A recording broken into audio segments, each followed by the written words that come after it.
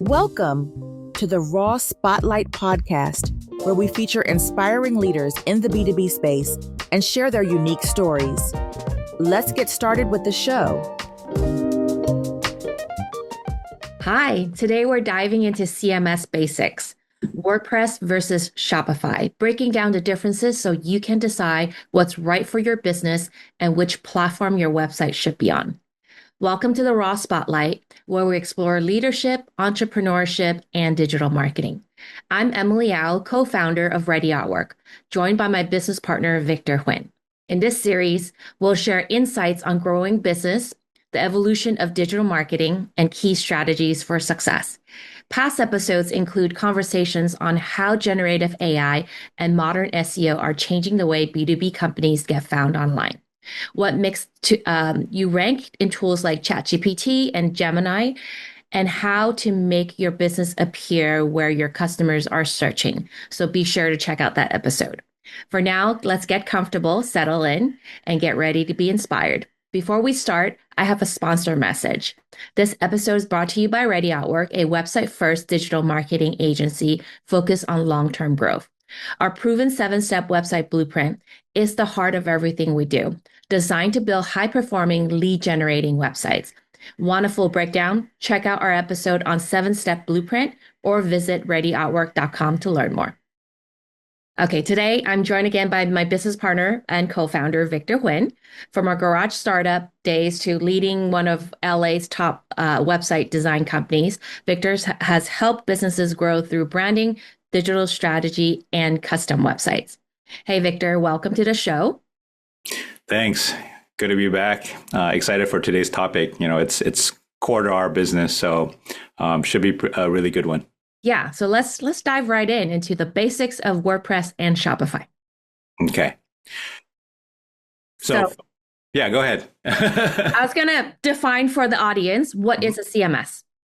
Okay. What is a CMS? CMS is a acronym for content management system. So we use that term a lot. It's been around for quite a few years, but still a lot of people aren't aware of it. So CMS is essentially a layer in between the server and the website that allows an admin to go in and make changes, like simple changes. So you don't need a programmer to change your business hours or change your address. Any average web admin can have a login page and an interface where they would go in and make changes to the website. Right. So I like to call it like authoring improvements onto a website then. Mm-hmm. Yeah. Okay. So why are WordPress and Shopify the most discussed CMS nowadays in 2025? Yeah. So WordPress and Shopify are the biggest when it comes to web. Shopify with about a little over 10% market share of all e-commerce in the world, which is a huge number. WordPress, when we talk WordPress, we have to also put a little asterisk, right? It's WordPress WooCommerce when it comes to e-commerce. If you're gonna measure apples to apples, right? WordPress itself is not an e-commerce platform. You actually have to add a layer, a plugin called WooCommerce, which is the more common one. And they control a whopping 40% of all internet.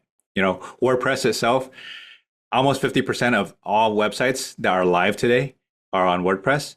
And when it comes to e-commerce, WordPress's partners like WooCommerce and them, they control about 40%. So a far leading first place, and Shopify being a distant second place. And then all the other platforms that you hear out there are much, much smaller.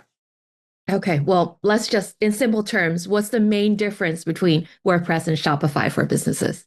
Yeah, so those are the two main ones. Obviously, there's a bunch of little ones, but we're going to talk about the two big ones, right? Right.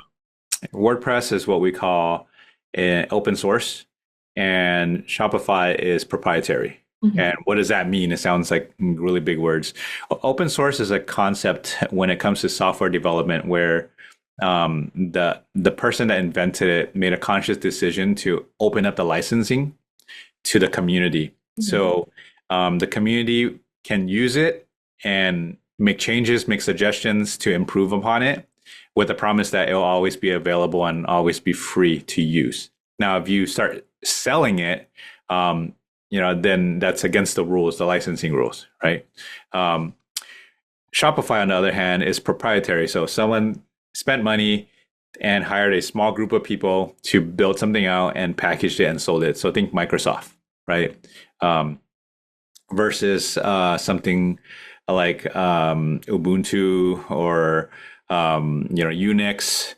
Those are soft operating systems that even Apple is built on similar platforms on Unix, which is open source, but then they were able to kind of leverage that and build their own proprietary platform off of. So one is free licensing, one is licensing where you pay the developer. So that's the main difference between WordPress and Shopify. Okay. So for beginners, right, which platform is easier to set up and start using right away? So it's definitely going to be a clear winner for Shopify if you're a startup and you want to get something up and running really quickly. Reason being is that Shopify is what we call a hosted solution. So within the fees that they charge, there's a monthly fee, right, depending on the tier you're on. It comes with hosting. It comes with all the setup that you need to. You literally go in there, start an account, and click around and get your website up and running, right? Right. Versus on a WordPress, now you have to get familiar with domain hosting, redirects, URLs. So it's a little bit more hands-on, a little bit more technical to set up. Is it super hard? No. If you go around researching YouTube, you can figure it out. But it's just a little bit more work. Yeah. So you touched on hosting and domains and all of that stuff. What is the cost difference, right? Like in terms of like comparing these two as e-commerce options. So and ongoing fees as well. Yeah. Right. So again, Shopify is going to be a little bit more straightforward. Everything's kind of built in. Can you get technical with Shopify? Yes, you can get very, very technical with Shopify. You can customize it. They even have an enterprise solution called Shopify Plus that you can build if your business outgrows the platform, right? Same goes to their merchant fees. So if you're doing e-commerce, you're going to have to collect credit card payments, and that's what we call merchant fees. Now you can use it right out of the box, or you can say, "Hey, Shopify, I don't like your payment portal. I want to use my own." Right? You can opt for that, but there's also going to be a small percentage fee that they collect as well, because Shopify makes money off of all these transactions. So there's a reason why they're a multi-billion-dollar company, right? So not only are they making money off of the accounts and management, but they're also taking a small cut of every sale that passes through their hands. So that's why they're generating so much money. Yeah. Yeah.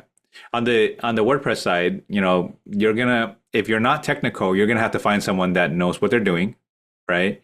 You're gonna be dealing with both of them. You're gonna have to buy a domain, so they register a domain name, right? www.yourname.com, right? Those can range from $100 a year to $1 million to buy if it's something really crazy, right? Then you're gonna have to do your hosting. So depending where you host, there are some really cheap website hosting options out there, from a couple dollars a month all the way up to thousands of dollars if you need dedicated hosting, right? So it depends on your needs as well. And then you're gonna have your merchant fees, right? Your merchant fees will typically range, a small fee, like anywhere from 5 cents to 50 cents, and then a percentage. We usually average out at 3%. So there's so many variables in there, but that's just a good benchmark to figure out what merchant fees cost. It's not going to be too different on Shopify, but again, some of these will differ, and you really have to think about your strategy. Are you selling a high volume of small ticket items, or are you selling a low volume of large ticket items? For example, I'm okay paying $1 per transaction if I only have 10 transactions a month, but they're all like, $100,000 transactions. I'd rather get a lower percentage. So if I could get a 2.5% or a 2.3%, but a high per transaction fee, that's going to work out for me. Right. Now, if I'm like a dollar store where I'm selling 1,000,001 transactions, then obviously $1 per transaction is going to be crazy, right? So I want to get it as low as possible, a couple pennies if possible. And I'm okay with paying a higher percentage. So you really have to choose a platform that works for you when it comes to your pricing strategy. So with Shopify, it's simple, but you don't have the flexibility to take all these things into consideration. Yeah, no, that makes sense in terms of the e-commerce fees. How do maintenance responsibilities differ between WordPress and Shopify? So, with WordPress, if you're going to build a serious business, right, it's most likely you're going to have either someone very technical on your team, or you're going to have an agency with a technical team, right, that can support you, at least when it comes to managing and maintenance. So maintenance is, WordPress does push out like patches and security, just like your phone, your smartphone, or your computer has regular updates. Your WordPress instance is going to have the same thing, right? When they find vulnerabilities, or if the developers of WordPress are coming out with some cool features or some performance upgrades, they're going to roll out these updates, and those aren't applied automatically. You can, but typically what you want to do is, in best practices, is to have two separate servers, right? You have your live version, which your public sees, and you have your internal sandbox. There's so many names for it. There's sandbox, there's dev server, there's so many development environment, where what you do is you download your live version, and then you make all the updates on there. You run through your QC checklist, and you make sure everything's working as intended. Nothing's broken, no security issues, no conflicts.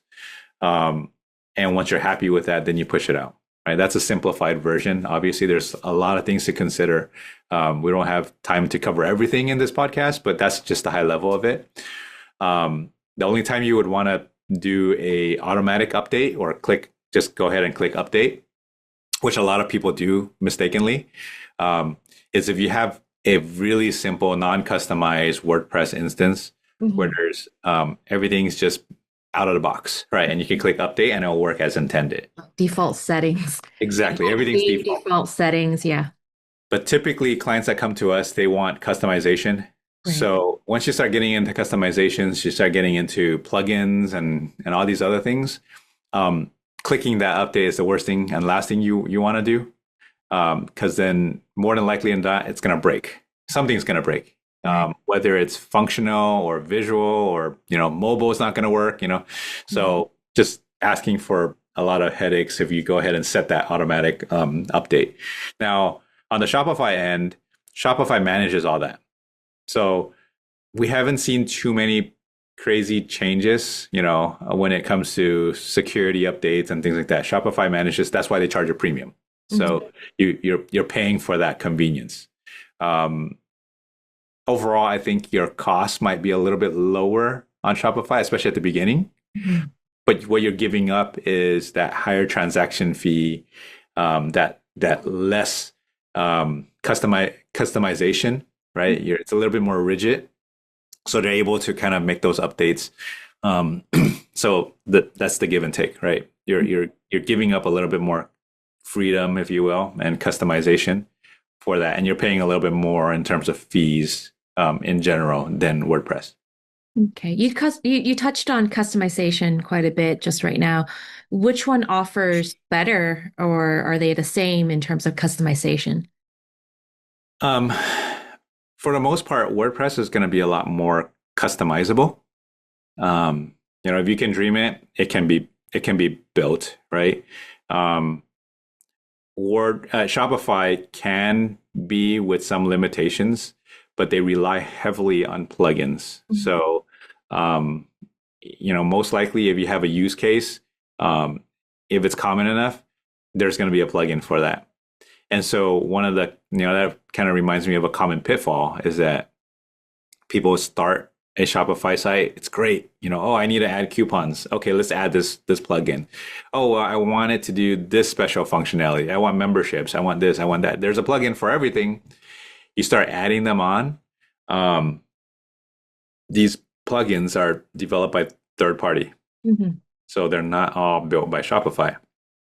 So with third party, now you're introducing a lot of uncertainty into your website, and you're introducing bloat. So that's more software that has to run on the back end when the customer visits the site. So one common issue with Shopify is that you have performance issues, and there's not much you can do when the website relies on these plugins, and these plugins are slow. So you have a lot of plugins layered in. Your website starts, after a while, starts running slower and slower and slower. And the Google gods don't like that, right? If you're doing any SEO, you know that performance is a big part of SEO. So if the user experience is slow, you're going to get dinged on SEO. So things to really think about. On the WordPress end, yes, there are also plugins. Yes, you can overbloat it. But at the same time, if it's something super custom, if you have a skilled developer, they can custom code it into the website without relying on a plugin. So you have options. That's what I'm saying on WordPress versus Shopify. Mm-hmm.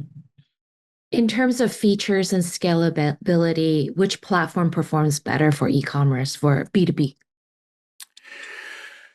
For B2B, I would say WordPress, WooCommerce, or WordPress in general, it's going to be a lot friendlier in terms of integration, just because in B2B, there's a lot of third-party technology out there that can be leveraged, like tracking your users, funnels, and all these other things. And we mentioned at the beginning of the episode that WordPress dominates with 50% of WordPress's of websites that are live, right? So most likely any serious developer is going to have some kind of integration with WordPress.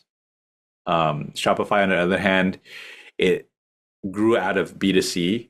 So a lot of the features are really built around B2C. Now, there's been a more recent push in the last couple of years for more B2B Shopify. And we have built B2B Shopify websites. Doable, very nice, very robust. But at the same time, we still come back to those considerations that we talked about earlier about customization. How about scaling of the site? Is it better in Shopify? Is it better in WordPress? I feel like both can be scaled, right? It just at the small to medium size, WordPress might be a little bit easier to do. Once you get to enterprise level, what we see is, people start to look for more enterprise focused solutions, right? And there's a lot of really, really robust enterprise solutions out there. So I would say for small to medium, and you can easily be a $50 million company and still be a small to medium sized business based on your operation, right? I think WordPress is more than sufficient, right? So there's a cutoff. So right at the beginning, from startup to maybe $1 million, Shopify might be great to just get off the ground. Once you start needing, your business model requires a lot more, customization and experience. WordPress is there from, that 1 million to 50 plus, even 100 million, right? And then it jumps back to like Shopify Plus if you need really, really enterprise solutions, right?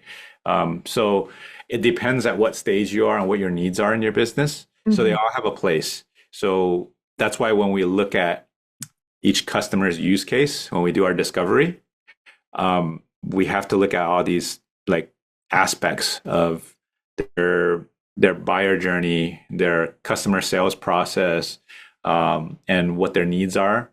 And then we can assess which one is the best fit. So there's no straight answer, but just as a common overview, like the easiest to get off the ground is going to be Shopify. The one that's going to give you a lot of flexibility is going to be WordPress, right? And then when you get to super high end, then, there is a road for Shopify to go into Shopify Plus, right? Whereas there's not quite an enterprise solution for WordPress WooCommerce. Okay. Yeah. Okay. Now, from a marketing perspective, when it comes to SEO and content marketing, who has the advantage? I would say it's hard to say because, for the most part, they both can do a lot of things. Yeah. But, I feel like WordPress is going to take this one just because of the customization, right? You're going to be able to be more agile on WordPress than you are on Shopify. Shopify is not going to have like any crazy changes to their platform just because they're so big. They're I would say they're less agile. They're built with a certain customer experience in mind, their customers, which are the owners, right? Let's just say right now, everyone's been talking about it, and we've been talking about it a lot too. It's all those AI changes, right? So if I want to build an AI strategy for my website, I think, WordPress will be easier to implement than Shopify, right? I want to build out my content a certain way with FAQs. Can it be done on Shopify? Yes. But I'm just saying the speed and flexibility versus Shopify. Again, Shopify is going to be more rigid because it's built for a lot of people, right? Their platform, it needs to be compatible with a lot of use cases. So they're gonna limit it a little bit, right? What can and cannot be done. So which makes it really scalable. So if you look at a curve, right? Something that is less customizable is going to be a lot easier to scale versus something that is super flexible. It's going to be harder to scale. Right. So if you want more agility, right, then WordPress is going to be easier to kind of make changes to on the fly, right? Develop for. If you want scalability and speed and simplicity, then Shopify, right? Both are great things, but this depends on your scenario and use case. Okay, that makes sense. And I know that Shopify start off with really good basis for SEO. So everyone else is at the same level as you then if you start there. But with WordPress, like what you mentioned, there is a lot more flexibility for someone that knows how to go into the codes to modify accordingly. Okay, so for each platform, WordPress and Shopify, what email marketing tools or integrations would you recommend and why? There's a lot of them out there. And we've had our fair share of going through, the one everyone knows, MailChimp or Constant Contact, right? And it's still getting used a lot. What we've really played around and we're using ourselves right now is a platform called ActiveCampaign. So ActiveCampaign is really, really good for B2B because it also has a simple built-in, CRM, customer relationship management software. So those of you that are in B2B or in sales, know what a CRM is. The biggest one is Salesforce. Salesforce is probably synonymous to CRM, right? Yeah. But for the most part, most of our clients that we come across, they have it, but I haven't come across someone that's using it really well. Right. Or they don't have it.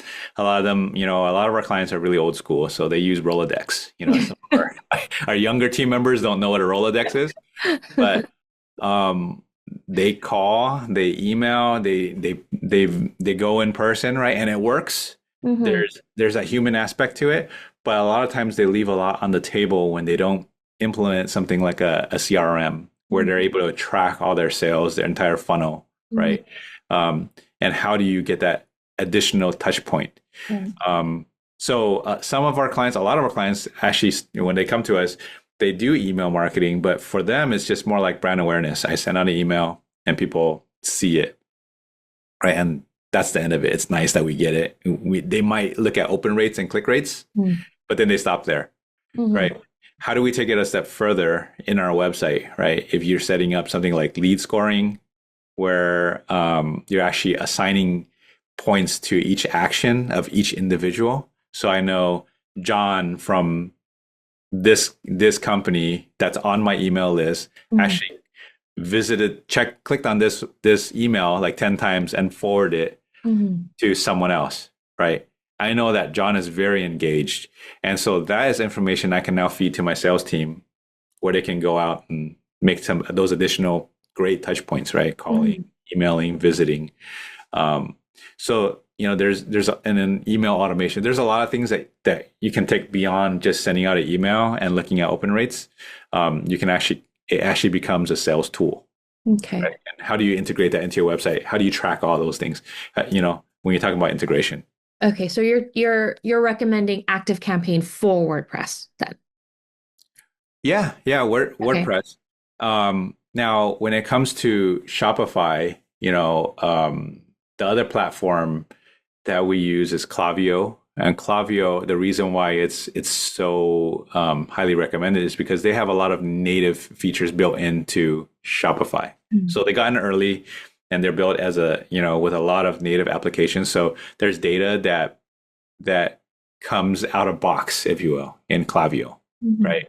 And it really is handy when it comes to e-commerce. Yeah. So you're able to see attributions of, where did the source come from and how much dollars of e-commerce sales did it actually generate. So very powerful stuff, right? Yeah. For our B2B that are actually selling, to end users or selling to their customers transactionally, it's really, really powerful. We still use it for those that are not, on e-com, on Shopify, but are not selling directly, which is, a common use case for Shopify for B2B is you use it as e-catalog, and you have different tiers, right? Where customers can see different pricing, but they don't make those transactions on the platform just because it gets really complicated when it comes to shipping and integrating all these different inventories. Yeah. I mean, I'm in Klaviyo and ActiveCampaign quite a lot. I do enjoy the data set being pulled from Shopify to Klaviyo, and it's pretty accurate in terms of how it's being measured. So that information is really nice when we have to pull reports on, how did certain campaign perform and, what is the total sales generated by campaign. So really like that integration. And I also do recommend Klaviyo for a Shopify website. WordPress with ActiveCampaign is great. Here at Ready Artwork, we do, put in a layer with Gravity Form so that it does sync that information and data over, and then we can add in custom fields and whatnot. So yeah, I love those set up for respective platforms. Can you share, Victor, a real world example of businesses that are thriving on each platform? B2B on Shopify. Well, I don't have a B2B Klaviyo. If we're talking about Klaviyo itself, we have another client that sells, bird's nests. So they're on Klaviyo, and each email that goes out generates thousands of dollars of revenue. And we're able to see all that and feed that data to the client and go, hey, this is the campaign we ran, and this is how much sales it generated, right? So like what you were saying, that native sales number that's able to kind of we can show, hey, this email went out, generated $10,000. This email went out, it generated $50,000, right? And we're able to kind of trace all that back. That's very, very valuable when you're running campaigns and making decisions on where you should be spending money, what kind of promos you should be running. So that's super, super valuable on the Klaviyo end. On the WordPress end, we have multiple clients that are using it, but I would say Ready Artwork, since we use every single feature, right? We're able to see, we even have a feed to our Slack channel. We have a Slack channel within our Slack account that gives me feeds of who actually interacted with our emails and what their actions are, right? I know like the top 3 most engaged people in my email list because they show up constantly on my Slack channel. I was like, oh, okay, that person's really engaged. They've been looking at every single email that's gone out, right? Then when the opportunities come out, I can engage with that person and just know that they know everything that's going on with the agency, or all the tips that we send out regularly, right? We send out podcasts, we send out, episodes like this that are super informative. We're getting ready to roll out, new industry news that goes out as well. So we're going to be able to see all this and keep a pulse on all our most active users, not just by click rate in general, but individuals pinned down to their actual email addresses. Okay, great. I have one last question for you, Victor. If you could sum up all in one sentence, what's your advice for someone deciding between WordPress and Shopify for their 2026 website? If I can sum up, I would say, those are all the things that you heard in this episodes are something you can take into consideration. If you're not familiar with web tech, find someone that does. We do have a awesome blueprint where you can hire us to go through your entire business model and make a recommendation on what works best for your use case. But I would say consult someone that has experience when it comes to web tech, right? Especially people that are staying on top of everything. I think you don't know what you don't know. I've said this before as well, right? So find someone that knows what they're talking about and ask them, right? And then figure out what's the best place, because it's not a small investment. Even if you choose the most basic Shopify plan, your time's going to go into it. And more importantly, the opportunity cost of your business is going to go into it. So you want to make sure that you're making the right choice right at the beginning, as early as possible, so you can take advantage of those opportunities. Obviously, you see opportunity, or else you wouldn't be looking to build a website, right? So look into that. Like finding experts. I was going to share. We're going to WordCamp in a couple weeks. And, it's the biggest WordPress conference in the world. So Emily and I will be up there in Portland, and hopefully we'll have some good content coming out of there as well. So, yeah. Yeah. All right. Well, thank you, Victor. That's a wrap for today's episode, The Raw Spotlight. Huge thank you for your insightful breakdown, Victor. So whether you're leaning towards WordPress for content and flexibility, or Shopify for seamless e-commerce, remember, it's all about matching the platform to your business goals. We're also heading to WordCamp, like Victor mentioned, with our lead web engineer at the end of August in Portland. So stay tuned for our insights from that conference. Victor, if listeners want to learn more, how can they connect with you? ReadyArtwork.com. We're always on top of that. Our contact forms, but I'm also active on LinkedIn. You can look me up. I'm on social media as well. So, but as if you're going to reach out, just make sure that you found me from our podcast, or else, there's too much spam on there. Yeah. Yeah. Right. Great. Well, I'm Emily Au, and this is the Raw Spotlight. Thanks for tuning in, and we'll see you next time. Thank you. Thank you. Thanks for listening to the Raw Spotlight podcast. We'll see you again next time, and be sure to click subscribe to get future episodes.